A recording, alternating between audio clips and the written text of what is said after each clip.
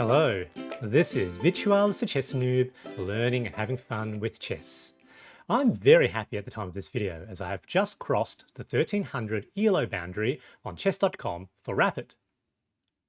I started the match with a rating of 1298, and just after I was matched up for a 30-minute game with my random opponent, I saw that they were quite a bit high rated in the 1400s and were Russian, insofar as listing a Russian flag.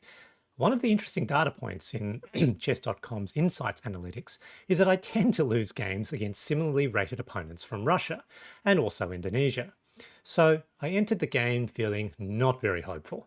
However, I was able to play the Vienna game, got a great advantage in the opening, and held that advantage until the end. And by end, at checkmate, I had literally 1.3 seconds left on the clock. In fact, I made 15 moves in the final 10 seconds. Super exciting. Please enjoy.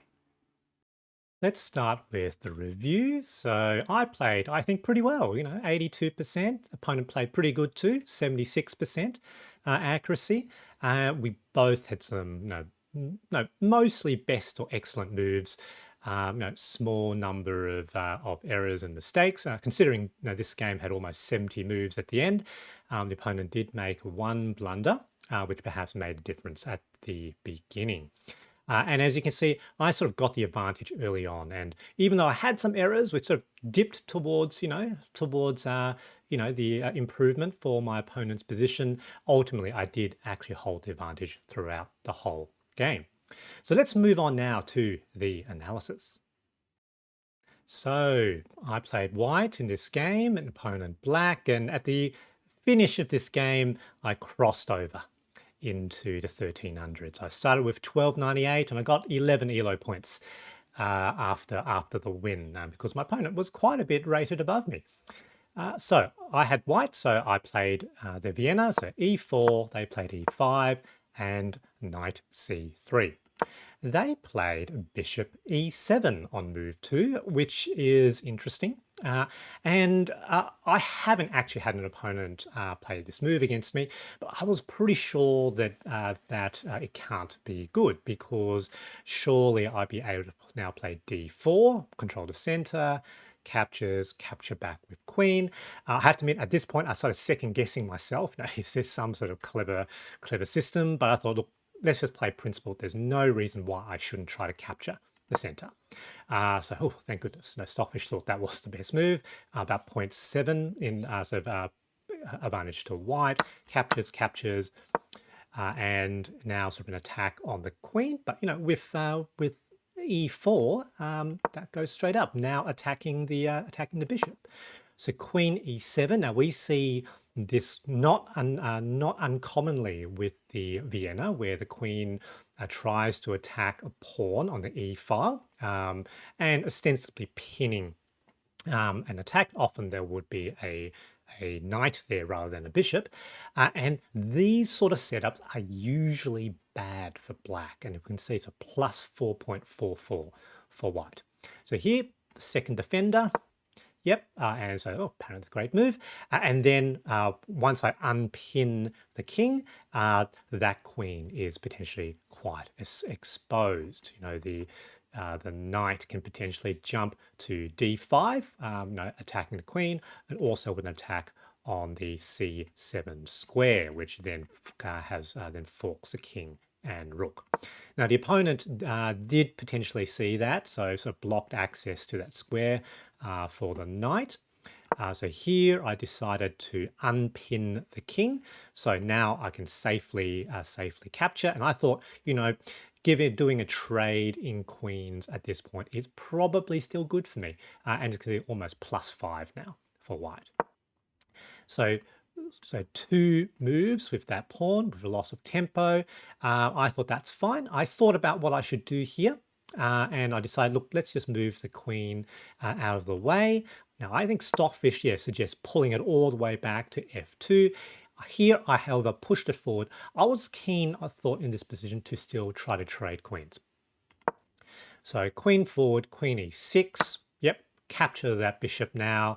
And, this is, so basically there's no problems here. I thought they would possibly capture. They opted not to. I thought if they captured, then I would sort of be able to get my knight onto the d5 square. So attacking. So here, I saw that was possible, but I thought let's cash out. Let's just cash out.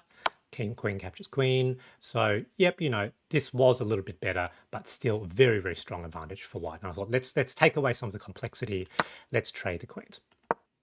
Now here, brought out the second bishop, so bishop e3 with an attack on the pawn, and now setting up for long castles. So long castles, rook now controlling sort of a semi-open d-file. Opponent plays bishop b7, sort of fianchetto, but I thought that this probably wasn't a good move for them because I'm potentially happy to trade pieces now, and this effectively forces them to trade, gives me a potential advantage in that I've now developed my other knight. Short castles. Here I thought I'll play h3, basically to sort of disallow that knight from going to that square. Opponent plays d5, which was good, and here I make a mistake. I actually just straight up didn't see that fork, which is a shame because there we go. It's interesting that this apparently wasn't actually that good for black, and I think part of that is that they may have weakened some of these squares.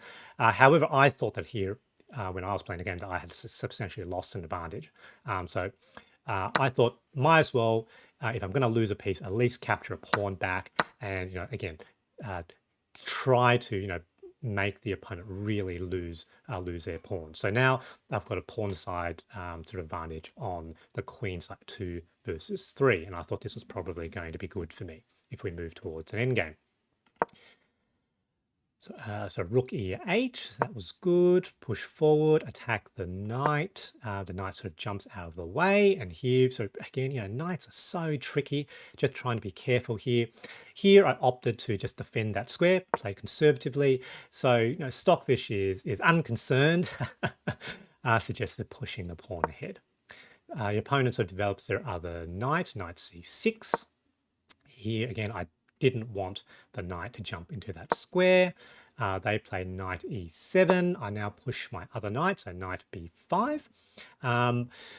Stockfish thought getting the rook straight to the seventh rank was good at this part of the game. I wasn't so sure because I thought there may have potentially been traps for me there.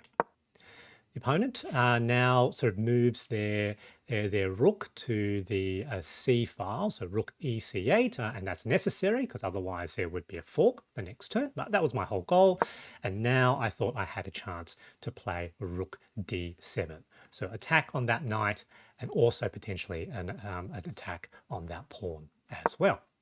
So they move the knight out of the way, and here my knight captures their a pawn. And so, yeah, gradually gobbling up some of the material. So they capture. So obviously, they had 2 knights there. And here, I wasn't entirely sure what was the best move. So here, obviously, I've got a potential attack, but they would potentially have an attack here with check. In the end, I opted to capture this way. Now the opponent captured with check.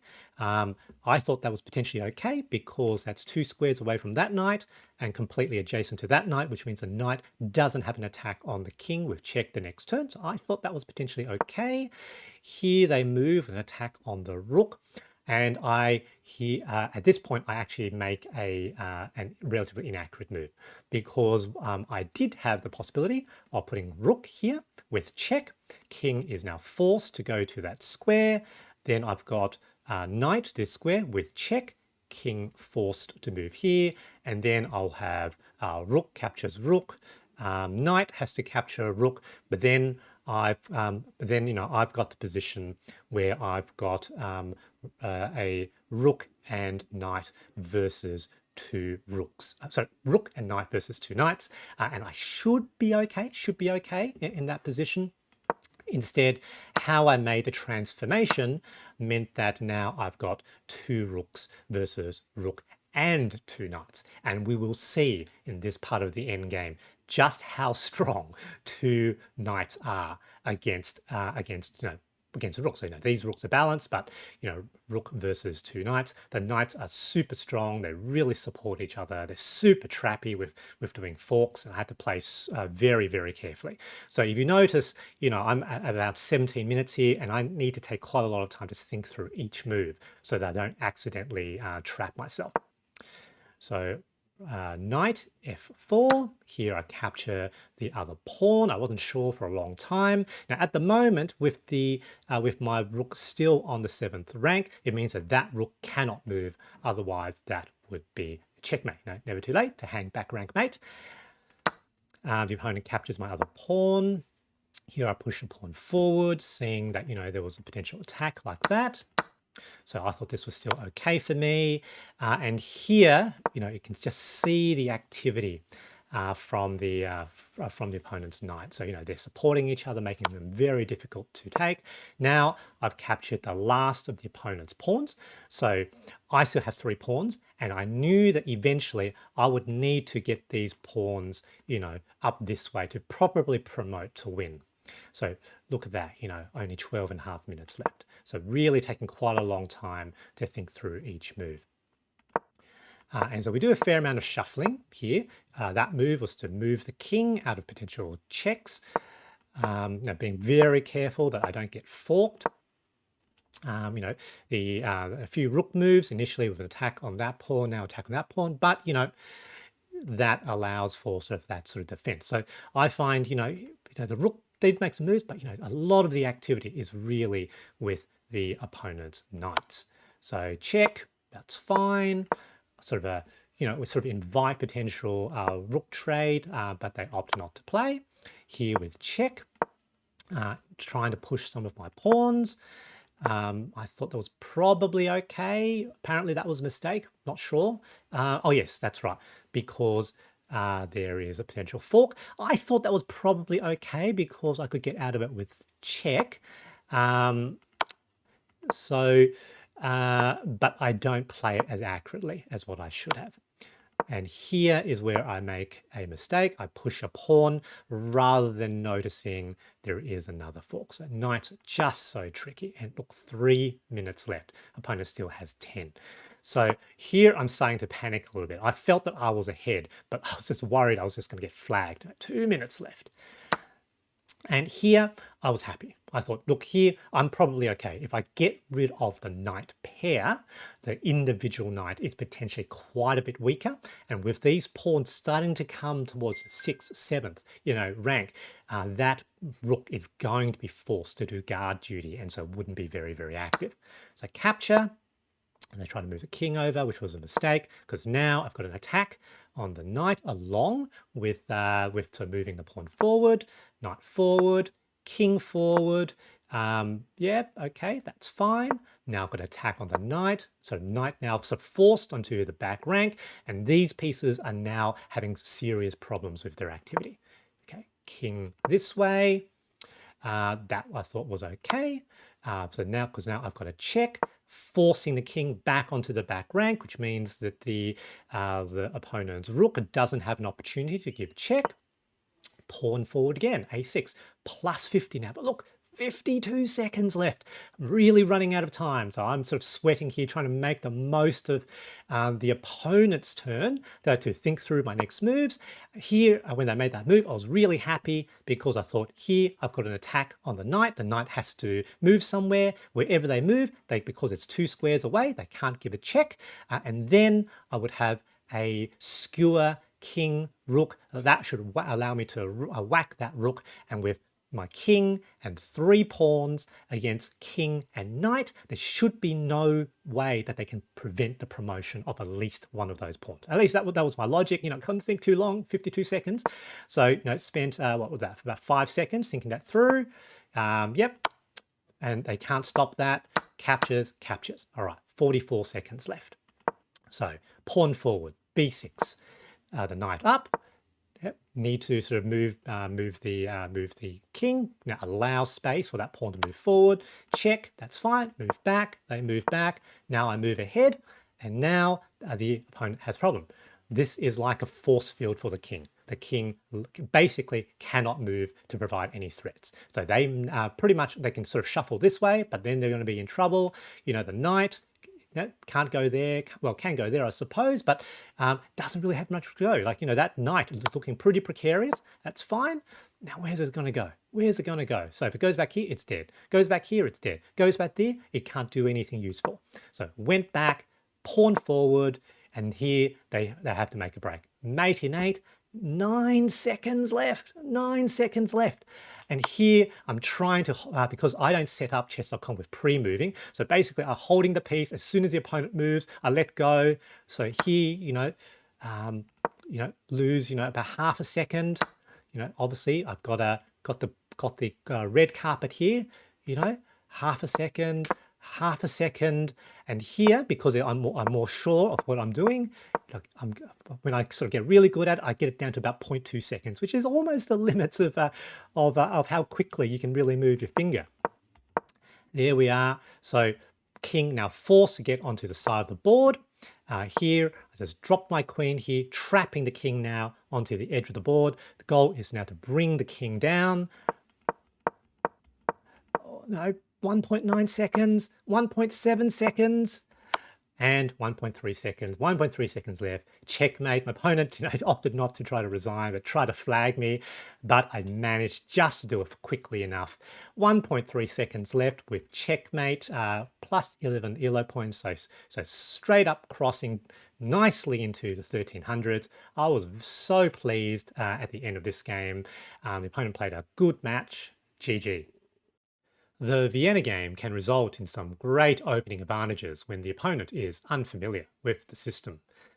Frequently this is the case, as e4 players don't usually play the Vienna.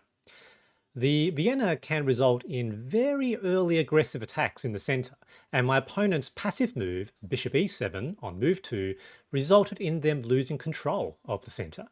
However, my opponent played strongly, and an insight that can be seen in the endgame is how strong a pair of knights can be against rooks. I hope you found this video interesting, and thanks for watching.